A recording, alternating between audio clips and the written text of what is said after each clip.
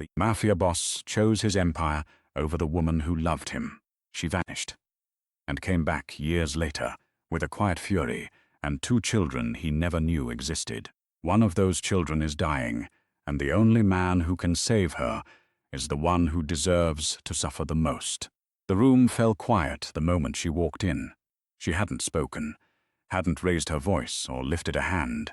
She'd simply set her glass of water on the conference table, adjusted the single button of her blazer, and looked at the man who owed her 3 million naira in outstanding payments, as though she were already calculating which part of his business to dismantle first. He started sweating before she opened her mouth. "Your courier routes," Gabriella said, pulling out a slim folder. "I've been watching them for 6 weeks. You're bleeding 40% of your margin to a middleman who charges you in dollars and pays your drivers in promises." She slid the folder across the table without looking at it. "I'm offering you a better arrangement. You have until the end of this meeting to decide." The man who had eaten men twice her size for sport looked at the folder, then at her. He was trying to find the angle, the fear, the bluff, the soft place most people left exposed when they sat across from someone like him. There wasn't one. She waited, still, hands folded. The Lagos afternoon light fell through the blinds in long gold strips and caught the dark planes of her face, the calm in her eyes. A calm that was not peace, not serenity, but something closer to the stillness as of a thing that has already decided. "Fine," he said. She stood, buttoned her jacket, and walked out. She was in her car before the trembling started. Not from fear, never fear, but from the particular exhaustion of performing certainty so completely that the body forgets it's a performance. She pressed 2 fingers to her wrist and breathed. Her phone buzzed. A message from her assistant. Seoul confirmed. Flight departs Thursday. She stared at that word, Seoul, and something moved in her chest that she did not allow herself to name. She had not been back in 5 years. She had not planned to go back at all. But Zara was sick, and the only person on earth whose blood could save her daughter was the one person Gabriella had spent 5 years refusing to think about. She put the phone face down on the passenger seat, signaled, pulled into traffic. She would not think about him yet. There was still time before she had to do that. Not much, but some. If you've ever watched someone make a choice they know will cost them everything. Not because they have to, but because someone they love needs them to, then you already know the kind of woman Gabriella Adeyemi was. This is her story, and his, and the children caught in the wreckage between them. Gabriella had arrived in Lagos 5 years ago with 40,000 naira, a suitcase, and a secret she hadn't yet told herself. She'd left Seoul in March, in the kind of cold that gets into your joints and stays there. And she'd been grateful for it. The cold kept her moving, kept her from stopping long enough to feel the thing she was carrying. By the time she landed in Lagos, it was 34 degrees and raining, and she sat in the back of a yellow cab and thought, good, good. Something that cannot be survived with stillness. Her cousin Precious had met her at the gate. Precious, who was 5 feet 2, and talked like a woman who'd been holding in a speech since childhood, and had finally given up trying. "You look terrible," Precious had said, and wrapped both arms around her. "Thank God you're here." She hadn't told Precious everything. She'd told her enough. That she'd been in a relationship that ended, that she'd needed to leave, that she was 3 months along and keeping it. Precious had not asked who the father was. She had taken Gabriella's suitcase and walked her to the car and talked non-stop for the entire 40 minutes to the house, and that unremarkable generosity had been the thing that finally made Gabriella cry. She'd cried once, in the bathroom, face in a towel so Precious wouldn't hear. Then she'd stopped. The twins had arrived in June, Zara and Kofi, one screaming, one silent, staring up at the hospital lights with something that looked disturbingly like assessment. Kofi, the screamer, 8 pounds exactly. Zara, the assessor, 6 pounds 4 ounces, and immediately the source of everything. The next 4 years had been about logistics. Gabriella's mind ran on logistics when it could not afford to run on feelings. She'd found work. Logistics consulting, actual logistics. The kind that involved tracking shipments and optimizing routes and understanding the invisible skeleton underneath how things moved across a continent. She was good at it, startlingly good. Within 18 months, she had 3 clients. Within 3 years, she had a company. Within 4, she had a reputation in certain rooms that made certain men nervous, which was exactly how she preferred it. The children grew. Kofi loud and physical and exhausting and completely himself. Zara precise, watchful, impossibly perceptive for a child who was not yet 5. "Mama," Zara had said once at age 4, watching Gabriella on a work call, "you make your voice smaller when you're scared." Gabriella had covered the phone and stared at her daughter. "I'll explain later," Zara had added, and gone back to her drawing. She had not explained later. She had simply filed it away, the way she filed everything, accurate, categorized, to be returned to at the necessary moment. The diagnosis had come 7 months ago, aplastic anemia. Zara's bone marrow was failing, slowly, then less slowly, and the treatment options narrowed with every specialist appointment until the last hematologist in Lagos, a careful woman with tired eyes, had sat across from Gabriella and said, "The best option is a matched donor transplant. A sibling or biological parent would give you the highest compatibility rate." Gabriella had looked at the window. "She has a twin brother," she'd said. "We'll test him immediately. If he's a match, and if he's not," the doctor had paused. "Then we look at the biological father." Kofi was not a match. Gabriella had sat with that information for 3 weeks. She'd sat with it the way she'd sat with other impossible things. Quietly, without letting anyone see the size of it. She'd researched every alternative. She'd called specialists in London, in Johannesburg, in Houston. She'd sent Zara's file to a genomic research team in Berlin. The answers kept pointing the same direction. She booked the flight to Seoul on a Tuesday. She told Precious she was going for a business meeting. Precious, who knew her better than anyone alive, had looked at her for a long moment and said, "Be careful. I'm always careful. That's not what I mean." Gabriella had kissed her on the cheek and picked up her carry-on.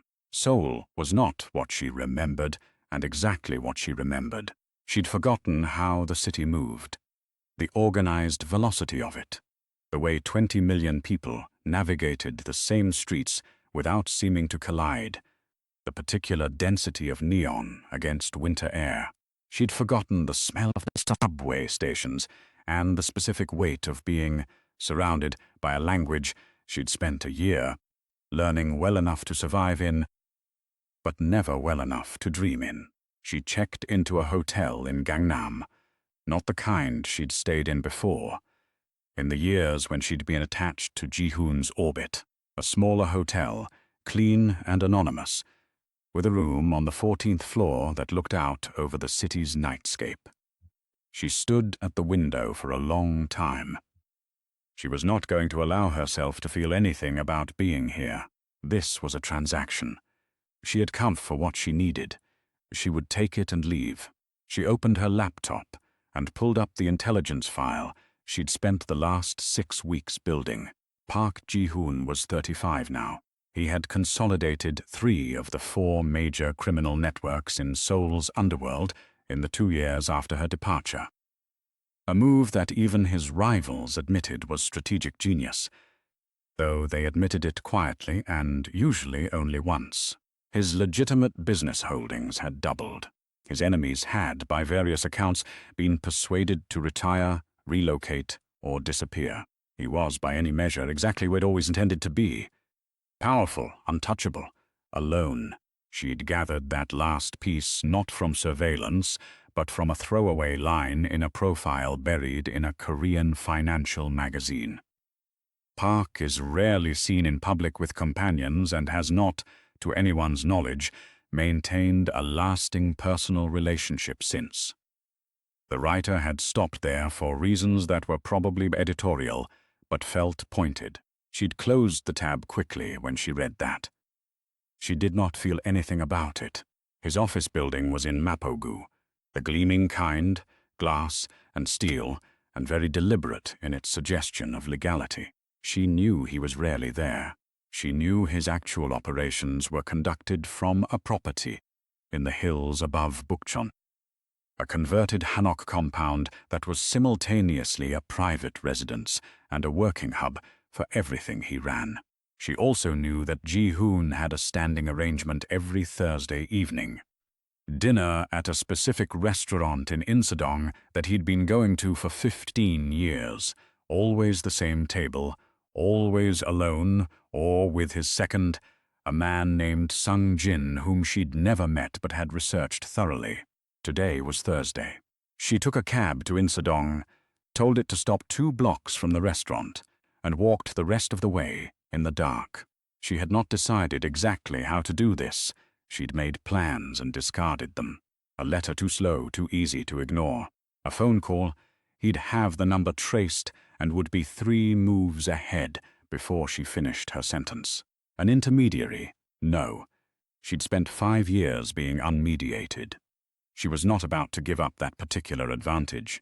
The restaurant had a wooden facade and paper lanterns, and was small enough that you could see through the window from the street. She stood across the road in the shadow of an awning and looked through the glass. He was there. She saw him before she recognized him, which was strange. Registered the particular quality of stillness at a corner table before her brain caught up and said, "That's him."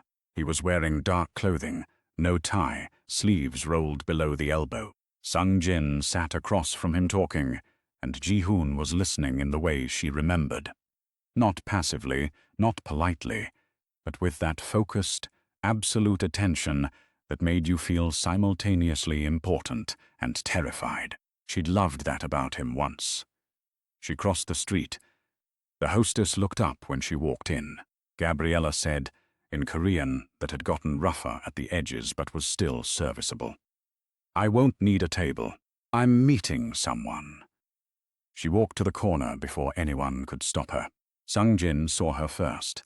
His hand moved toward the inside of his jacket before Ji-hoon touched the table once, a single tap, and he went still. Ji-hoon had not looked up yet. "I know," he said quietly, in Korean, "that you're not someone I'm expecting." He set down his chopsticks. "Which means you either have very good information or very poor judgment. Both." "Historically," Gabriella said, in English. He looked up then. The silence lasted exactly 4 seconds. She counted. She'd taught herself to count silences because it kept her from flinching inside them. Ji-hoon Park looked at her the way a man looks at something he'd convinced himself he'd imagined, with a particular, involuntary recognition that he didn't manage to hide fast enough. His jaw tightened. His eyes went through 3 things in quick succession. Shock, then something else she didn't name, then nothing. The nothing arrived like a door closing.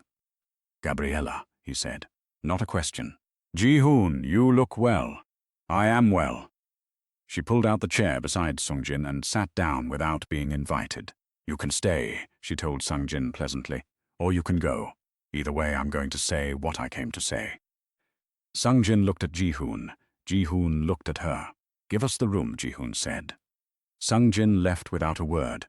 The other 2 men who'd been stationed near the door. She'd clocked them on her way in, shifted positions but did not approach. "You've built something," Ji-hoon said when it was just them. His voice was careful, controlled. "In Lagos. I've heard things." "I'm sure you have." She accepted a glass of water from the server who appeared and immediately retreated. "That's not why I'm here, then why?" It wasn't a question. He'd always done that. Stripped the inflection off of things. turned questions into statements, as if uncertainty was a posture he'd given up on. She looked at him steadily. "I have children. Twins. They're 4 years old." Ji-hoon said nothing. His hands were flat on the table. She watched his face do the math, the particular arithmetic of 5 years and 4 years old. And she watched what happened when the answer arrived. Something happened in his eyes. Something that cost him. "Gabriella, I didn't come here to tell you about them," she said. "I came here because one of them is sick. Zara. She has aplastic anemia. Her bone marrow is failing and she needs a match donor transplant, and her brother isn't a match." She paused. Her biological father is the next viable option. The silence this time was different. She'd expected anger. She'd expected denial, or that cold managerial tone he used when he was processing something he didn't want to process. She had not expected him to look. Briefly, just briefly, like something had broken open behind his eyes. "You have children," he said. His voice was strange, not flat anymore. "She needs the transplant within 6 months, or the prognosis changes significantly. They're mine." "She needs the transplant," Gabriella said again, because she had not come here to have this conversation. The other conversation, the one underneath, and she was not going to. Ji-hoon stood up, not quickly, controlled, deliberate. He walked to the window and stood there with his back to her for a long moment, looking at the street, and Gabriella watched him and felt nothing and did not believe herself. "What do you need from me?" he said to the window. "Testing first. You come to Lagos, meet with the hematologist, get tested. If you're a match, I'll come." He turned around. "I'll come to Lagos. I'm not done." He looked at her. "You'll come because Zara needs you to, not because I want you there. Not because you think this is a chance to." She stopped, reorganized. "You'll follow the rules I set. You'll see the children when I say, in the contexts I say.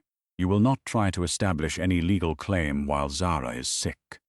When this is over," she paused. "When Zara is well, we discuss the rest, not before." The muscle in his jaw moved. "And if I don't agree to your terms," he said, "then I find another way.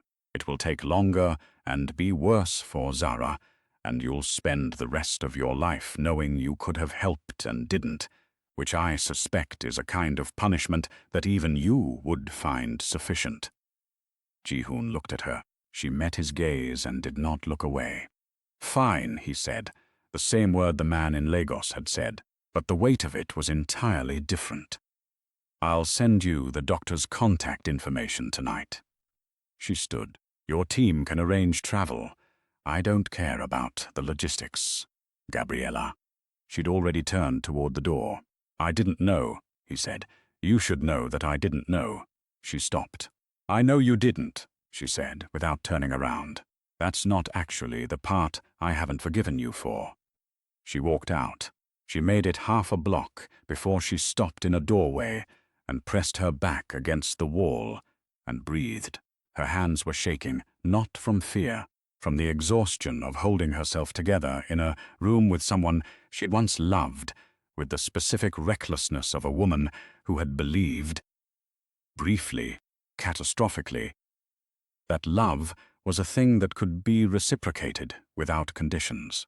She straightened up, walked back to the main street, found a cab. In the morning she would fly back to Lagos. She would be home before Zara's bedtime. She would sit on the edge of her daughter's bed and read to her in the easy dark and not think about any of this. For now, she just needed to get through the ride. Ji-hoon landed in Lagos on a Sunday, which he later thought was appropriate. The city on a Sunday had a particular chaos to it, unhurried and total, that matched his internal state better than any weekday could have. He'd brought 3 people, Sung-jin, a medical attaché named Dr. Chai, and a security consultant named Lee, who spoke 4 languages, and moved like someone who'd spent their career making sure other people never needed to run. It was the smallest team he'd traveled with in years. He'd made that choice deliberately, though he hadn't examined why.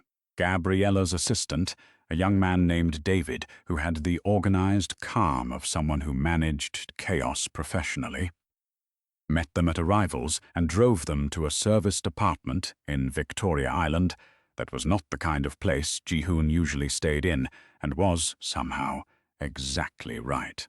Clean, local, unassuming. A clear message about who was setting the terms. Mrs. Adeyemi will meet you at the hospital tomorrow morning, David said. 8 o'clock. She asks that your medical attaché bring all current health records. Mrs. Adeyemi, Ji-hoon repeated. Yes, David said it without a flicker. The appointment at the hospital was at Eco Hospital, one of Lagos's better private institutions. Doctor, for Lake Nwosu, the hematologist, was small and precise and looked at Ji-hoon's documentation with the same thoroughness she'd have applied to anyone, which he appreciated. She explained what the testing would involve, what timelines to expect, what a positive result would mean in terms of process. He listened to everything. He asked 3 questions. She answered them directly, without the particular deference he was accustomed to receiving from medical professionals who knew who he was or were afraid of who he was. And he liked her immediately. Gabriella arrived 12 minutes into the appointment. She came in without apology for the lateness, shook Dr. Nwosu's hand, sat down, and looked at Ji-hoon the way she'd looked at him in Seoul, measured, contained, completely in possession of herself. The children aren't here today, she said. I didn't expect them to be. I want you to understand the process before you meet them, so there are no surprises. Gabriella, he said her name carefully. I understand you need to control this. I'm not going to fight you for control right now. I'm here for whatever you need. She looked at him for a moment, and he had the distinct impression she was checking the statement for flaws. Good, she said. Then let's get the blood drawn. They waited 4 days for the initial results. In that time, Ji-hoon stayed in the apartment and let Sung-jin manage the dozen things requiring management from Seoul, and walked the neighborhood in the mornings. Careful, Lee 2 steps behind, but walking, because the city needed to be understood, and he'd never understood a city from inside a car. Lagos operated on a logic that was not incomprehensible, but was not intuitive. It moved faster than it looked like it was moving. Things happened here not through institutional power, but through relational webs. Who you knew, who vouched for you, what you were willing to offer. He recognized it. He'd built an empire on a similar logic. Gabriella's empire here was not loud. That was what struck him. In Seoul, power announced itself. Her version of it was quieter. A logistics company that half the major importers in the city ran through. A reputation that was spoken about in tones that were not quite fear and not quite respect, but occupied the space between them. She'd built something real, something that was entirely hers. He didn't know what to do with that. On the 4th evening, Gabriella called him. The preliminary results are promising, she said. Doctor, Ntwasu needs a few more days for confirmation, but she's optimistic. Good. He was standing on the balcony. The sun was going down over the water, and the light was the kind he'd never seen in Seoul. Orange-red, hazy, enormous. Can I ask you something? You can ask. How are they, the children? A pause. Kofi is loud and chaotic and entirely healthy. He broke a lamp last week running in the house. He has not apologized. Another pause. Zara she's remarkable. She's been remarkable since the day she was born, and she is sick, and it is the worst thing I have ever experienced, and I do not discuss it outside of medical contexts. Okay, he said. Don't. She stopped. Don't pity me. I'm not. Good. They were both quiet. You said, she said, that the part you haven't forgiven me for wasn't that I didn't know about the pregnancy. He waited. You're not going to ask me what I meant. No, he said. I don't think I need to. Another silence, longer. Saturday, she said. You can meet them Saturday, 4 o'clock. I'll send the address. She hung up. He went inside and sat in the dark for a while, thinking about 5 years ago. which was a thing he'd trained himself not to do, and had, apparently, failed at entirely. He'd met Gabriella at a conference. Of all places, a legitimate business conference. A panel on supply chain security, which he'd attended because the cover was useful and the actual content was occasionally interesting. She'd been on the panel. He'd sat in the fourth row and watched her dismantle another panelist's argument with such quiet efficiency that the audience had applauded, slightly confused, as though they weren't sure what had just happened. He'd introduced himself afterward. She'd looked at him and said, "I know who you are," and then, before he could respond, "Tell me something true." Most people at these things never say anything true. He hadn't known, in that moment, that he was already lost. What had followed was 8 months of something he didn't have a word for. They were in the same city for 3 of those months, across continents for the rest. And it should have been simple, and it hadn't been. She'd asked him questions no one asked. She'd pushed back. She'd argued with him about things he'd considered settled, and forced him to actually defend positions he'd simply held because no one had ever challenged them. She'd seen the architecture of what he'd built and understood it, not approved of it, not romanticized it, but understood the internal logic of it, and that understanding had been more intimate than anything else. He'd been afraid of her. He hadn't known how to stop. And then the Huang family had moved on his northern operations, and one of his lieutenants had been killed, and the message was unmistakable: consolidate or fall. He'd spent 6 weeks in crisis management, brutal, consuming, the kind of weeks where everything else goes away because survival requires complete attention. He'd made a choice. He'd told himself it was strategic. He'd told himself that bringing her into the middle of open conflict was the worst thing he could do to her. He'd told himself she was better off without the war. He'd told himself a lot of things, and had been, he now understood, lying to himself about all of them. The truth, simpler and worse, was that he had been afraid of needing her, and had chosen to eliminate the need. He'd sent a message, professional, final. The kind you send to someone you're ending things with when you want to make it their decision to leave, rather than your decision to send them away. He'd constructed it carefully to make her responsible for the ending. She had not responded. She'd simply disappeared. He'd looked for her 3 months later. Briefly, he told himself, just to know she was safe. He'd found a Lagos address, and then forced himself to stop. Because what was the point? It was done. It was the right decision. He'd been wrong. He'd known he was wrong for 5 years, and had filed it under the category of things that were true but no longer actionable.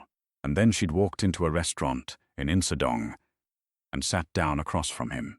Gabriella's house was in Lekki, a modest compound by the standards of the neighborhood, which meant it was comfortable and secure and not ostentatious.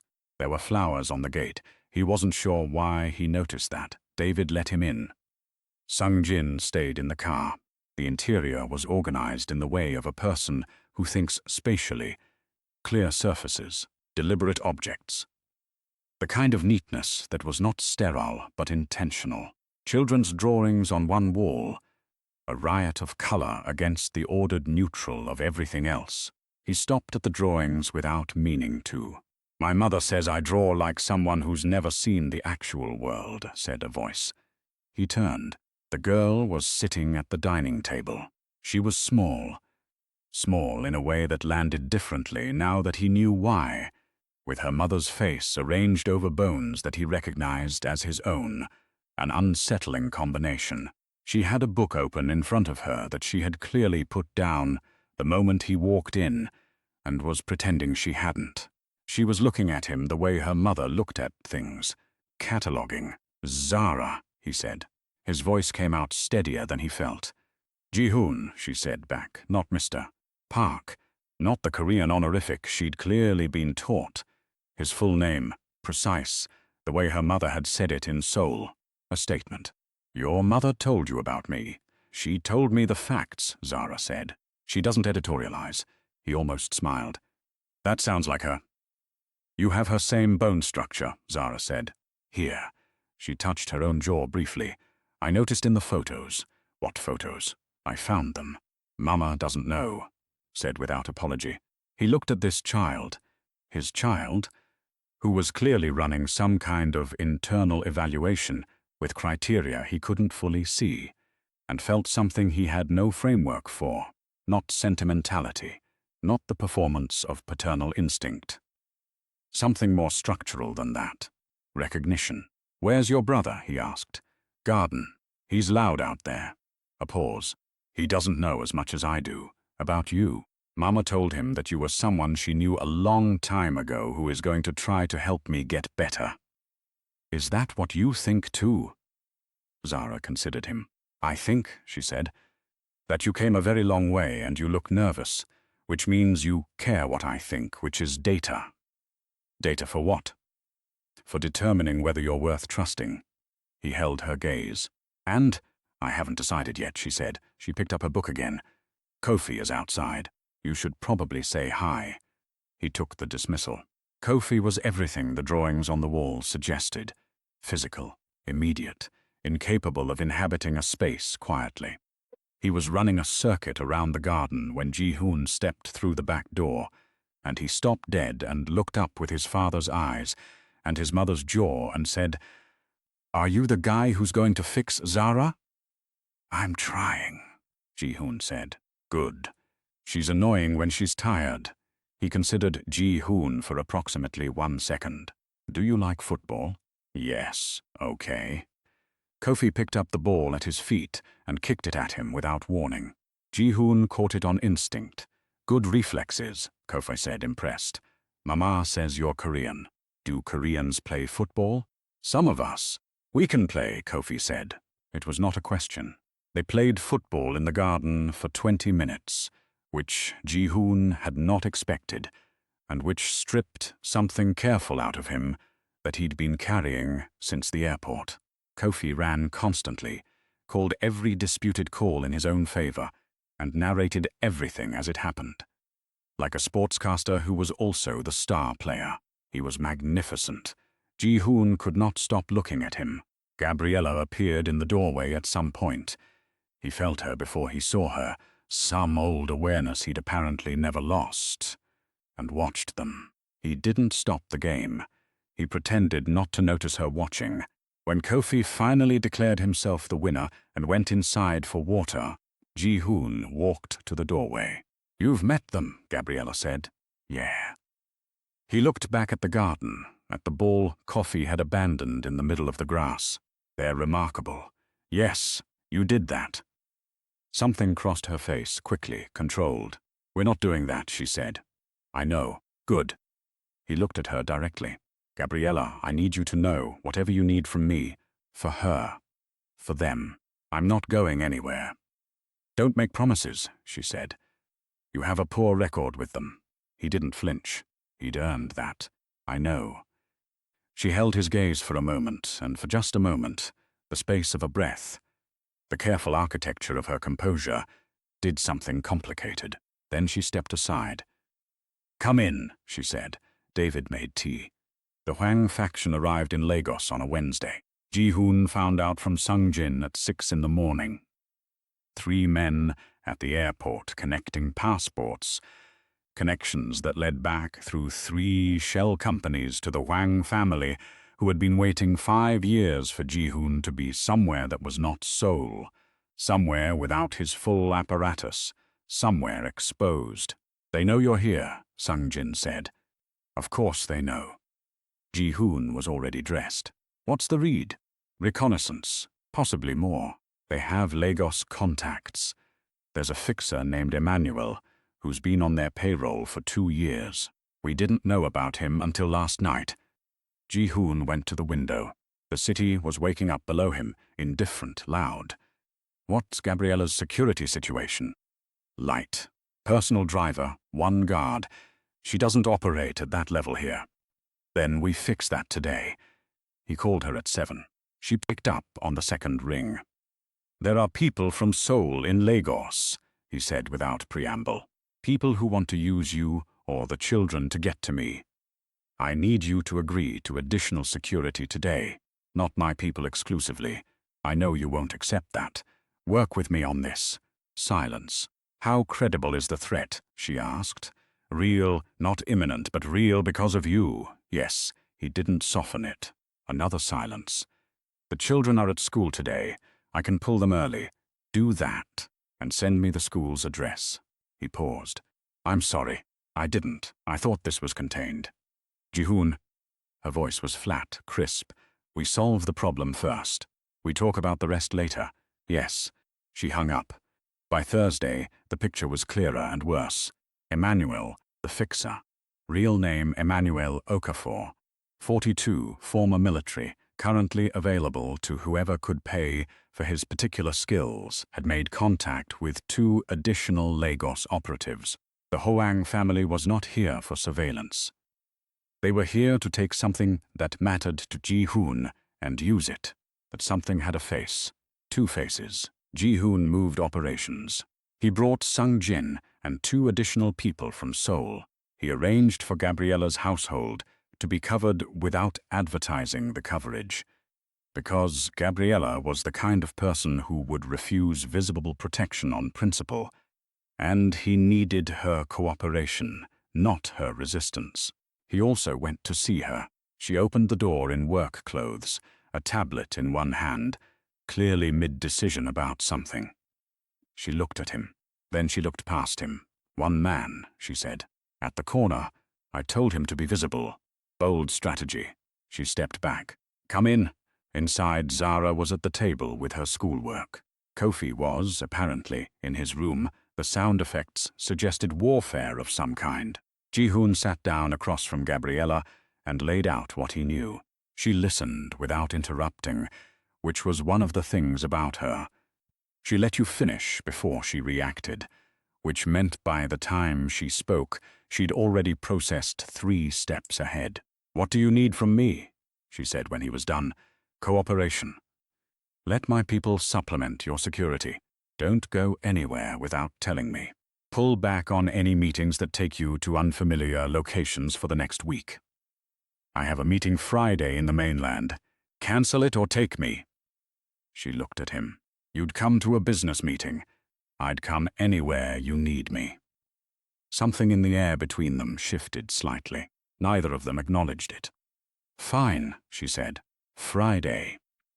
Zara, from the table, said without looking up. You argued yesterday about whether to trust him, and today you're taking him to a meeting. That's fast. I didn't argue with anyone, Gabriella said. You argued with yourself. You do it quietly, but it's still arguing. Zara turned a page. I think you should trust him, by the way. He stayed in the garden with Kofi for 20 minutes, even though Kofi called 3 illegal offsides. That's either patience or trying very hard. Both are good signs. Ji-hoon looked at Gabriella. Gabriella looked at her daughter. Thank you, Zara, she said, neutral. You're welcome. Zara highlighted something in her textbook. Can someone make egusi soup tonight? I'm tired of jollof. I can make it, Ji-hoon said. Both of them looked at him. I learned to cook, he said, slightly defensively. I learned a lot of things in 5 years. Egusi? Gabriella said. I didn't say it would be traditional, but I know the principles, and I've watched videos. Zara put down her pencil and looked at him for a long moment, the assessing look, the one that reminded him so much of her mother it was uncomfortable. Okay, she said finally. We'll judge it fairly. The meeting on Friday was in a warehouse district near Apapa, which was not the kind of location Ji-hoon would have chosen, and which made Lee's jaw tighten the moment he saw it on the map. It's fine, Gabriella said in the car. Victor runs a legitimate operation here. I've met here 3 times before. Victor has a new associate, Ji-hoon said. As of 2 months ago, his name is Dami. Pull the thread far enough and it loops back to the Wang fixer. A silence. You researched my contact, she said. I researched everyone around you. Yes. Another silence, this one with more layers in it. He wasn't sure whether the top layer was anger or something else. "The meeting might be clean," he said. "Victor might not know what he's connected to, but we go in prepared. I can handle a compromised meeting. I know you can. I'm not questioning that. I'm saying you don't have to do it alone today." She looked out the window. Fine. The warehouse was large and half full of shipping containers. Victor, a broad man in his 50s who shook Gabriella's hand with the ease of long acquaintance, did a double take at Ji-hoon, who was standing slightly behind her left shoulder and not trying to look anything other than what he was. "This is a colleague," Gabriella said smoothly. "He's joining me on the regional expansion." Victor accepted it. They got through the first 20 minutes of the meeting without incident. Supply routes, pricing, the contract renewal they were there to discuss. Then the third man came through the side door. He came in talking on a phone, which was a mistake. It meant he didn't see Ji-hoon immediately, and it gave Ji-hoon 4 seconds to assess him before he looked up. Young, late 20s. Moving wrong for someone supposed to be Victor's associate. Too alert, too interested in the exits. The man looked up, saw Ji-hoon. His face did something brief and badly controlled. Ji-hoon said quietly to Gabriella, "We're leaving." She read his tone immediately. She turned to Victor with a smile that gave nothing away. "I need to step out. There's a call I need to take. Can we pause 5 minutes?" Victor was already frowning at his associate, confused by something he hadn't yet fully understood. They walked out the front. They were in the car and moving before the side door opened again. "The other man," Gabriella said. "Yes, is he going to? He called someone when we left. We need to move." He was already on the phone with Sung-jin. "New route. Don't go back to Lekki directly." "My children are in Lekki.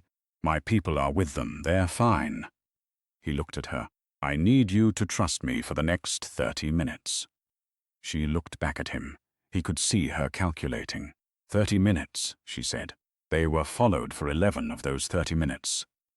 A car that ran 2 blocks behind and matched their turns with insufficient subtlety. Lee lost it through a series of maneuvers that involved 3 roundabouts and a very patient market traffic jam that the following car could not navigate without advertising itself. When they were clear, Gabriella exhaled once, sharp. "Victor didn't know," she said. "Probably not. I've been working with him for 2 years. They came in through a back door. That's how it works." He paused. "I'm sorry, this is on me." She turned to look at him. Her eyes were bright, not with tears, never that, but with some combination of adrenaline and something she was choosing not to say. "You kept your head in there," he said. "I've kept my head in worse situations, I know." He'd looked up some of what she'd navigated over the past 5 years. Some of it. "That wasn't what I meant." She held his gaze for a moment. Then she looked forward again. "Get us home," she said. The confirmation came from Dr. Nwosu on a Tuesday. Ji-hoon was a match. Gabriella had taken the call in her office. She'd sat for 5 minutes after. Then she'd called Ji-hoon. "It's confirmed," she said. "I know. Dr. Nwosu called me first. I think she thought." He stopped. "She thought you were my husband." Gabriella finished. "Yes." A pause that neither of them filled with what it contained. "We schedule the procedure," Gabriella said. "Doctor, Nwosu recommends Lagos. Zara's records are here. The team knows her case. I'll stay as long as necessary. Ji-hoon, I need to tell you something." She stopped, restarted. "Zara has been getting worse this week, faster than projected." Dr. Nwosu moved the timeline up. "We're looking at 3 weeks." He said nothing. "She had a bad night last night. She's exhausted and she's scared, I think, though she won't say it because she doesn't want to scare you," Ji-hoon said. Silence. "Yes," Gabriella said. "Can I see her today?" "Yes." He came in the afternoon before the children finished school. He waited in the living room while Gabriella went to pick them up, which gave him 45 minutes alone in her house with her things, which he spent carefully not looking too hard at, because it felt like reading something private. He did look at the drawings on the wall. He stood in front of them for a long time. There was one, a house, with 4 figures in front of it, drawn in a child's economy of line, but with specific detail. 2 adults, 2 children. He couldn't tell from the style which child had drawn it. The adults were holding hands. He was fairly certain neither child knew enough about him to have put him in the drawing, which meant the 4th figure was aspirational. Something in his chest did something he didn't allow himself to examine. Zara, when she came home, was visibly tired. She hid it well. Her default was composure, but she moved more carefully than she had last week, sat down more deliberately. Kofi crashed through the door, talking about something that had happened at school. He stopped when he saw Ji-hoon, then broke into an immediate smile. "You're here," Kofi said. "Can we do the garden again? After homework," Gabriella said. Kofi groaned, sat down, opened a notebook with the energy of someone doing something under protest. Ji-hoon went to sit near Zara. "How are you feeling?" he asked. "Tired," she said, which surprised him. It was the first time she'd answered that question without deflecting. "My legs feel like they're carrying extra weight." "That happens. It's the anemia. Your blood isn't carrying oxygen as efficiently."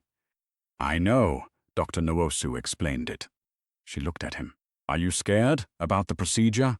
"No, you should tell the truth." He paused. "A little," he said. "Not about myself, about you." She nodded, as if this was the answer she'd expected and had needed to verify. "I'm scared too," she said, quiet, just between them, "but I'm also very tired of being tired." So, he agreed. She picked up her own textbook, then, without looking up, "Ji-hoon, if something happened to you, because of the people following us, would that stop the procedure?" He looked at her. "I've been thinking about it," she said. "The logical dependencies." "Nothing is going to happen to me," he said. "You can't promise that," he thought about it. "But I can promise that getting you well is more important to me than anything those people want from me. So I'm going to be very careful." She considered this. "That's a better answer than nothing will happen." "Yeah," he said. "I thought so too." She gave him a very small, very genuine smile. It lasted about 2 seconds. Then she went back to her textbook.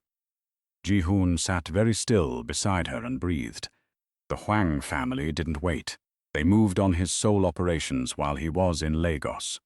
Not directly, not obviously, but through 2 of his lieutenants who had, it turned out, been on the Hwang payroll for 11 months. Sungmin delivered the news at midnight on a Saturday. Carefully, the way you deliver news to someone you're worried about. Ji-hoon sat with it. He had a choice. He could go back to Seoul, manage the crisis in person, use the 48 hours before the situation became irreversible to stabilize what could be stabilized. Standard protocol, the only rational response. Or he could stay. He sat in the apartment for 2 hours and thought about it. Really thought about it. Not the way he'd thought about leaving Gabriella 5 years ago, when he'd convinced himself of a story that made the easier choice look like the principled one. He called Sungjin back. "I need you in Seoul," he said. "Take Lee, take whatever resources you need. You have full authority." "Ji-hoon, I'm staying." Silence. "The Hwang family will read that as weakness," Sungjin said carefully. "Let them." He paused. "Sungjin, I need you to understand something. I have spent 15 years choosing the Empire. Every time there was a conflict between what I wanted to protect and what I needed to protect, I chose the Empire. I'm not doing that this time, even if, he heard Sungjin absorb that. "Call me when you land." He hung up and sat in the dark apartment. His phone ran hot for the next 3 hours. Calls he answered where necessary, delegated where possible, refused where they were testing whether he'd be recalled. He cost himself, conservatively, 2 significant contracts, and 1 alliance that had taken 3 years to build. He made the calls anyway. Around 3 in the morning, a message from Gabriella. "Are you all right? I heard there's movement in Seoul." He stared at that. She was monitoring his situation. Of course she was. He typed back, managing it remotely. "I'm staying." A pause. "Then that will cost you." Yes, another pause. "Longer this time, then go to sleep, Ji-hoon. The procedure is in 9 days. You need to be in good health." He looked at his phone for a while. "Okay," he typed back. He didn't sleep for another hour, but it helped, somehow, to have been told to. 4 days before the procedure, Zara found him in the kitchen. He'd taken to arriving early. Gabriella had stopped objecting, which felt like progress, and making breakfast, partly because he could, and partly because it gave him something to do with the anxious energy he was carrying, and didn't want to put down anywhere, Gabriella could see. Zara appeared in the doorway at 6:30 in her pajamas and said, "You're here early. Couldn't sleep." "Me either." She climbed onto a stool. "The medicine makes my dreams strange." "Strange how?" "Crowded." She watched him move around the kitchen. "You cook like someone who learned from YouTube." "Accurate." "Mama cooks from memory. She says recipes are for people who don't trust themselves." She was quiet for a moment. "She trusted you once.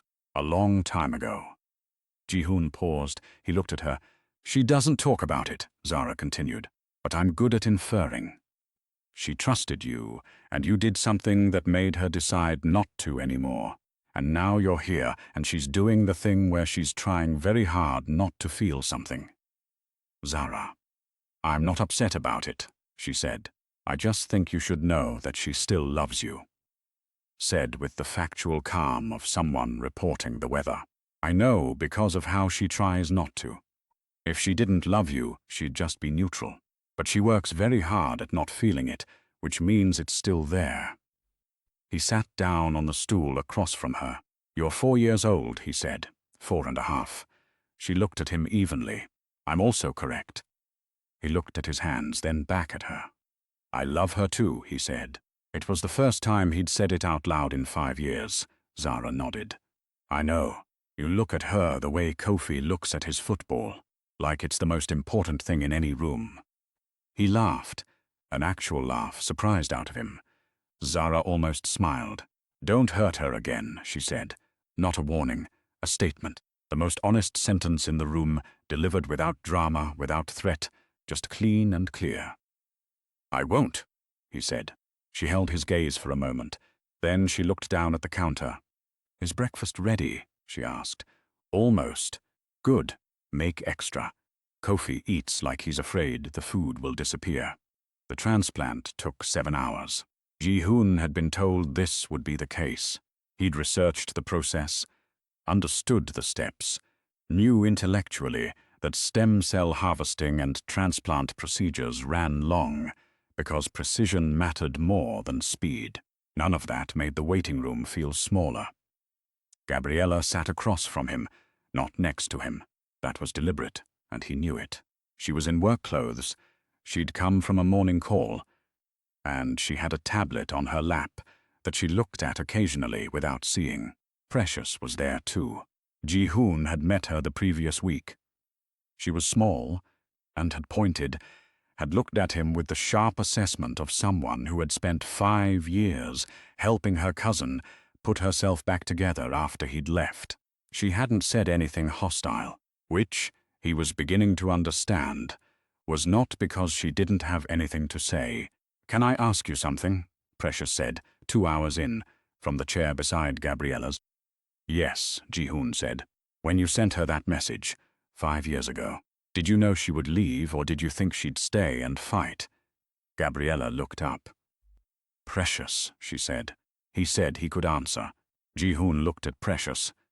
"I hoped she'd stay," he said honestly, "and I was relieved when she didn't. Because it meant I didn't have to make a harder decision." Precious absorbed this. That's the most honest thing I've heard a man say in a long time. "It's not something I'm proud of." "No," she agreed. But it's true, which is more than most people manage. She went back to her phone, apparently satisfied. Gabriella looked at him. He couldn't read the expression. "You never told me that," she said. "You never asked. I thought I knew. What did you think?" A pause. "I thought you were cold enough that ending it was easy, that it had never been." She stopped. "I thought I was wrong about you.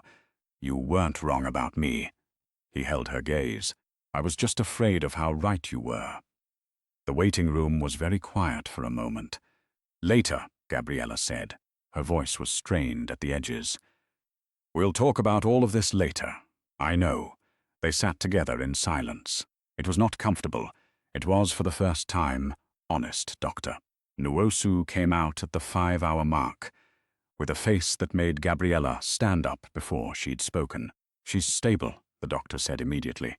"She's stable, but we had a complication.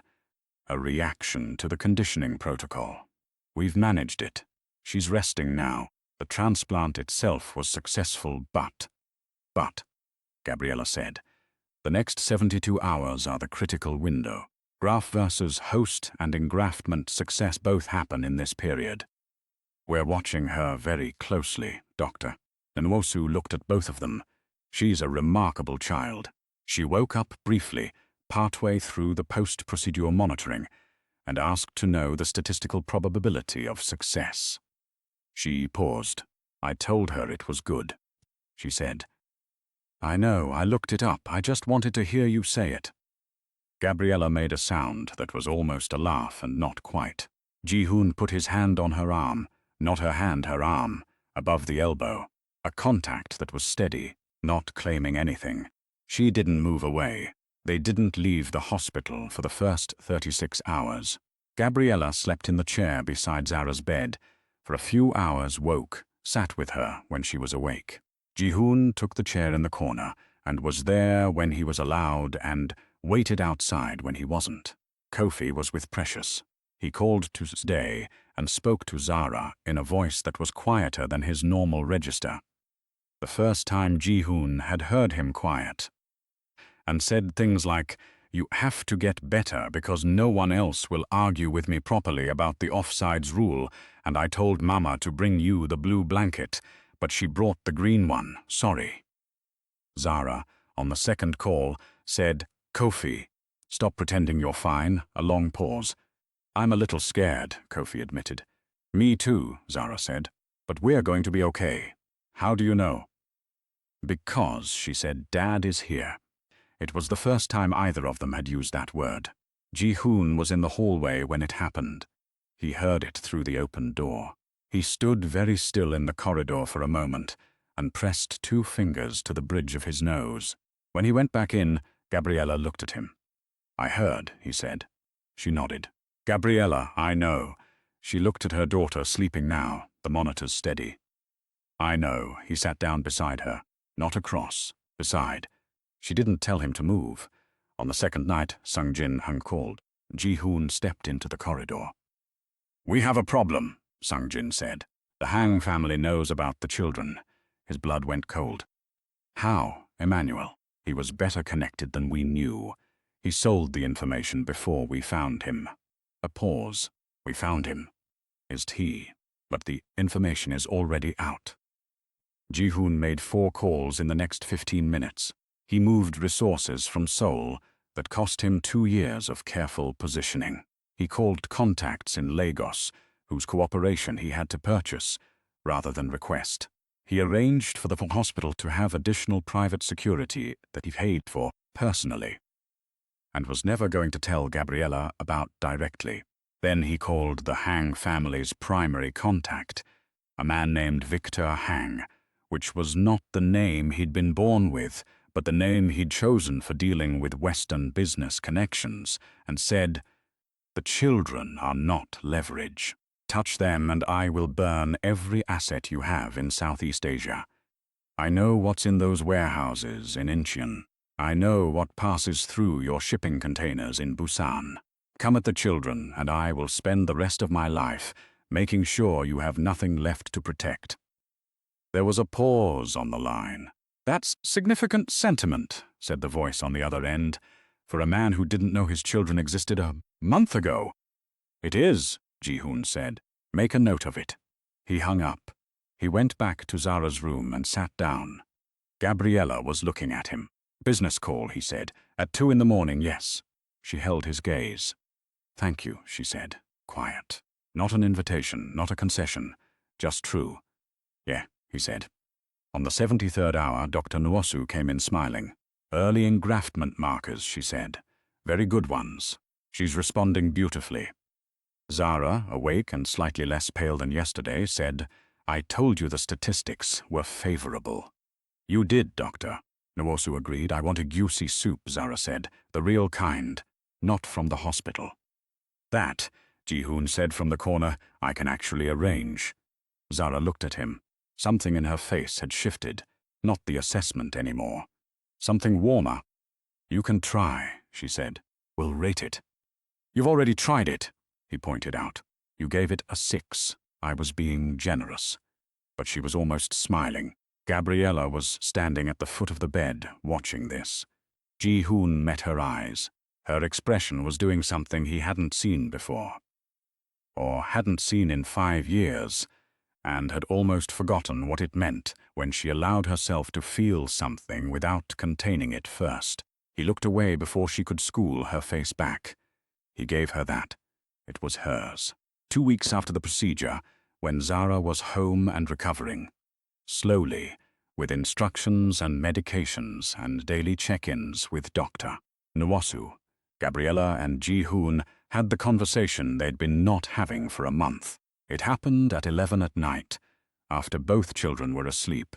He'd stayed for dinner, which had become a habit neither of them had officially acknowledged was a habit. He was washing up. She was sitting at the kitchen counter with tea. I need to tell you why I'm angry, she said. He turned off the tap, turned around. The message you sent? I know what it was. I knew then, actually. I knew it was constructed. I knew the particular way you'd worded it was designed to make it look like I was the one choosing to leave. She held her cup with both hands. I could have stayed. I could have called the bluff. I could have shown up at your door and made you say it to my face. Why didn't you?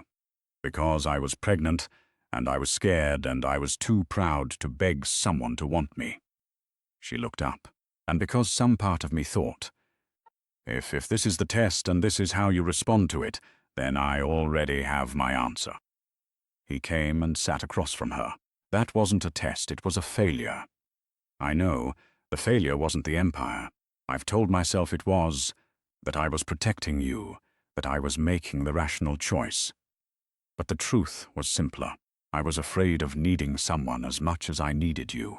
So I made the decision before you could. She looked at him for a long time. Why didn't you come after me? She said. Pride, the same disease. He looked at the table. I told myself you were better off. I looked for you once, found the address in Lagos, and then stopped because I thought. Because you thought the decision was made. Yes, Ji-hoon. She said his name the way she used to, not a weapon, not a distance keeper, just his name. We lost 5 years. I know. You have children who grew up without you. I know. And you have an empire that's actively being dismantled because you chose to stay here instead of handling it. I know that too. She was quiet. Was it worth it? He looked at her directly. Yes, she exhaled, set down the cup. Her hands were folded on the counter, and he could see the careful tension in them. The thing she was still holding, still managing. I don't know how to stop being angry at you, she said. You don't have to stop. You're allowed to be angry at me indefinitely. That's not a solution, no. He paused. But it's true, and you said once that you want people to tell you the truth instead of the solution. She looked at him. I said that at a conference 5 years ago. I remember everything you said. Something in the room changed. Not solved, nothing was solved, but shifted the way the air shifts before rain, the way a held breath finally releases. I need time, she said. I'll stay as long as you need your empire. Sung Jin is good at his job. And what I had before can be rebuilt, or something different can be built. I'd like to build something different. He held her gaze. Here, if you'll let me. She looked at him for a long moment. He could see her measuring the risk. The careful, strategic mind of her. The woman who'd built something real from nothing, who'd survived him and survived worse, and come out the other side intact. I'm not forgiving you all at once, she said. I'm not asking you to, and I'm not. She stopped, restarted. This is not a romance, not yet, maybe not ever. Okay, I mean it, I know you mean it. He held her gaze. I'm not here for the romance, Gabriella. I'm here because those are my children and you are. He stopped. Let the sentence hold what it was without naming it completely. I'm here because I'm done choosing the wrong thing. She looked at him. Then she looked down at her tea. You can come for breakfast tomorrow, she said. The children will want you. And you? She was quiet for a moment. And me, she said, quietly, like something she was letting herself admit for the first time. He didn't push further. He got up, picked up his jacket, and said good night. She watched him go. At the door, he stopped and turned back. Gabriella. She looked up. You built something remarkable, he said. Here. Alone, I need you to know I see that. I'm not here to absorb it into anything. It's yours. She said nothing for a moment. Then good night, Ji-hoon. He nodded. Went out into the Lagos night, which was warm and loud, and nothing like home and beginning to feel. Very slightly, like it could be. Kofi's position on Ji-hoon had been, for the first 3 weeks, enthusiastic and uncomplicated in the way. Only Kofi managed things. The football in the garden. The easy shorthand they'd developed around Premier League arguments. The way Ji-hoon had, without being asked, helped him with a maths problem he'd been stuck on for 2 days. Sitting on the floor with graph paper and genuine patience, while Kofi got frustrated and started over 4 times. It was the maths that did it. Not the football. Kofi liked anyone who would run around with him. But the maths, the sitting on the floor, the not giving up on the problem patience, that was specific. You're staying, right? Kofi said, one evening apropos of nothing. He was drawing something at the table while Ji-hoon read nearby. For now, Ji-hoon said. For longer than now, he looked at Kofi. I want to. That depends on some things. What things? Grown-up things. Kofi made the noise of a child who finds grown-up things to be an unsatisfying answer but has decided to accept it this once. Then, Zara thinks you're going to stay. She said that. Not in words, but she stopped cataloguing you. She was cataloguing me? She catalogues everyone until she decides if they're permanent. Like, she never catalogues me or Mama or Aunt Precious because we're already permanent. But she catalogued you for 3 weeks and then stopped. Kofi looked up. She stopped last Tuesday, after you helped me with the maths. I think she decided then. Ji-hoon looked at him. You noticed all of that, he said. Zara thinks she's the observant one, Kofi said, going back to his drawing with perfect composure. But I notice things too. I just don't make it a whole thing. Ji-hoon laughed. He covered it badly with a cough. What are you drawing? He asked.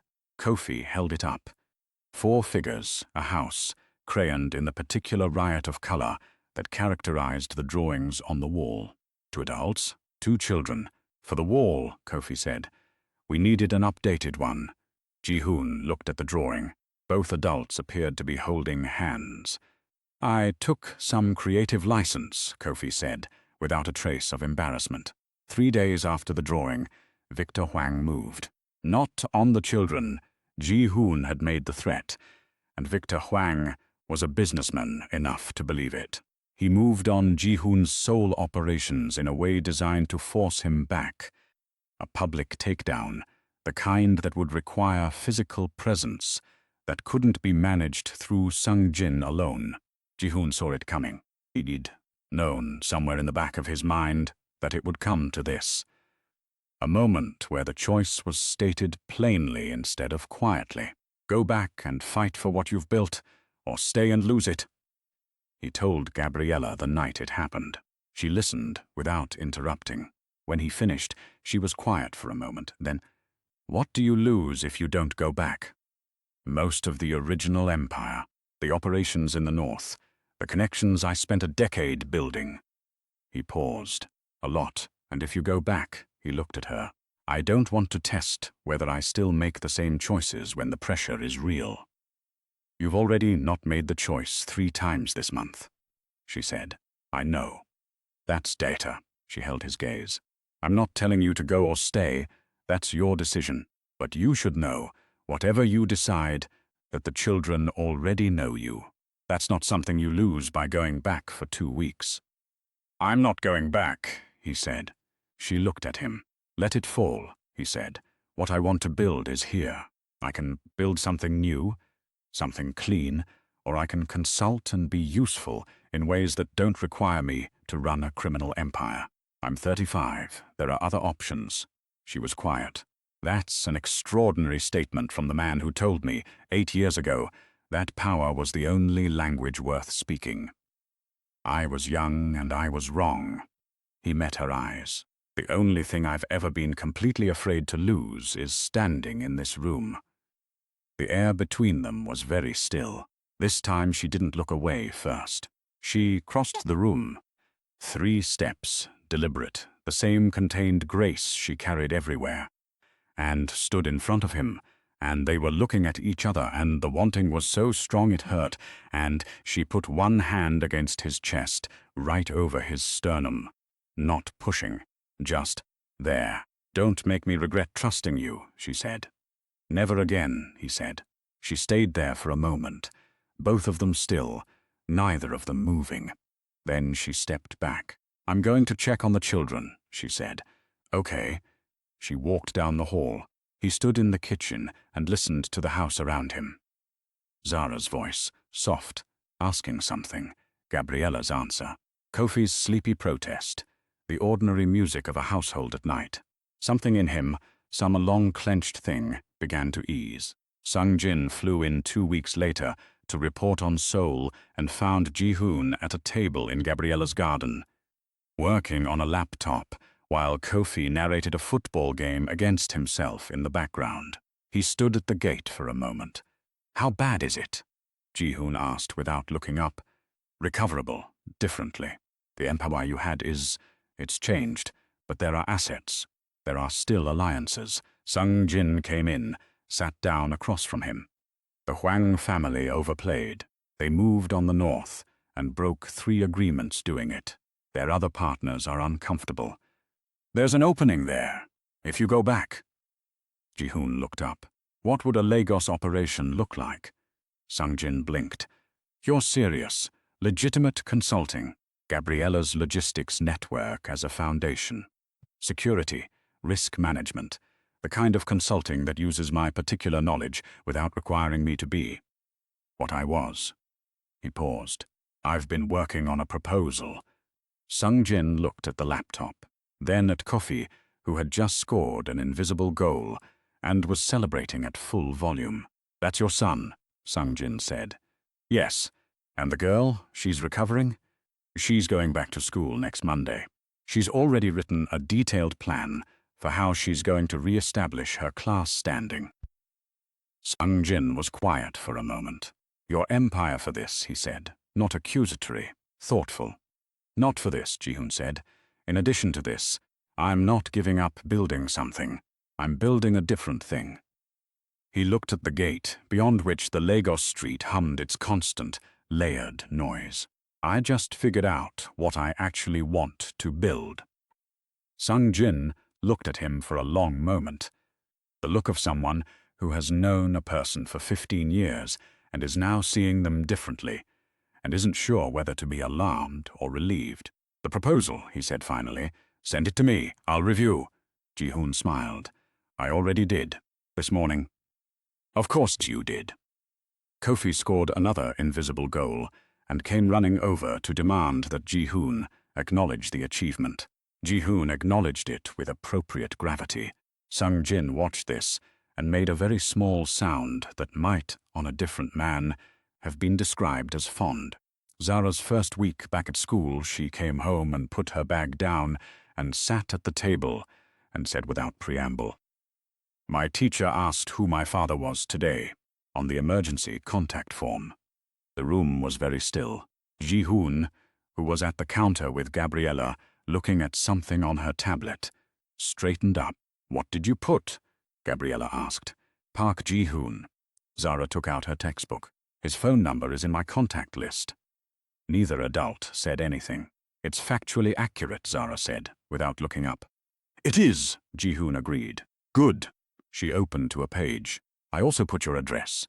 She paused. "I put our address, since you're here most of the time anyway." Gabriella and Ji-hoon looked at each other. Zara highlighted a line in her textbook. "I don't know why you're both looking at each other like that," she said. "It's not complicated." "No," Gabriella said after a moment. "I suppose it isn't." Ji-hoon reached over and took her hand, not dramatically, quietly, the way you take someone's hand when you're saying this, just this. "I choose this." Gabriella looked down at their hands, then up at him. She didn't pull away.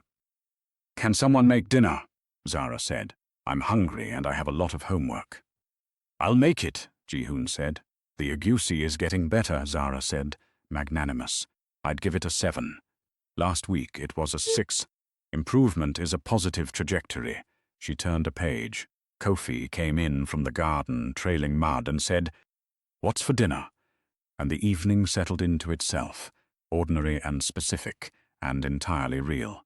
Later, much later, after dinner and homework and 2 arguments about bedtime, and the particular silence of a house that has finally stopped holding its breath, Gabriella stood on the back step and looked at the garden in the dark. Ji-hoon came and stood beside her. "Zara catalogued you for 3 weeks, she said. "I know," Kofi told me. She glanced at him. "She catalogued you and stopped on a Tuesday. The maths homework, apparently." She looked back at the garden. "She doesn't give things away easily. She gets it from her mother." A beat. Then, very quietly, Gabriella laughed. A real one, small and real, and the first one he'd heard from her that wasn't controlled at the edges. He said nothing, let it exist. "I'm still angry," she said. "I know. Not as much as I was. I know that too." She looked at him. He looked back. The Lagos night around them was warm and alive and utterly indifferent to everything they'd been to each other and everything they might still be. "I loved you," she said. Past tense, present tense, I'm not entirely sure the grammar. She looked down. "That's the honest version." "The honest version is what I want," he said. "Always." She leaned, just slightly, the smallest movement, against his arm. He didn't move, just let her. "Tomorrow," she said. "Tomorrow," he agreed.